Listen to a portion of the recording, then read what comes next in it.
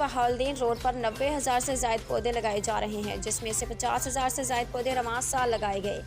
Deputy commissioner Gujarat सब्तर Hussain Virk ने कहा कि माहौलियाती आलूदगी पर काबू पाने के लिए शजरकारी इंतहाई ज़रूरी है। दरख्त ना सिर्फ माहौल को साफ रखते हैं बल्कि खूबसूरत बनाते हैं। सराय आलमगीर से रिपोर्ट कर रहे हैं हमारे तहसील रिपोर्टर डॉक्टर तस्वुर हुसैन मिर्ज़ा।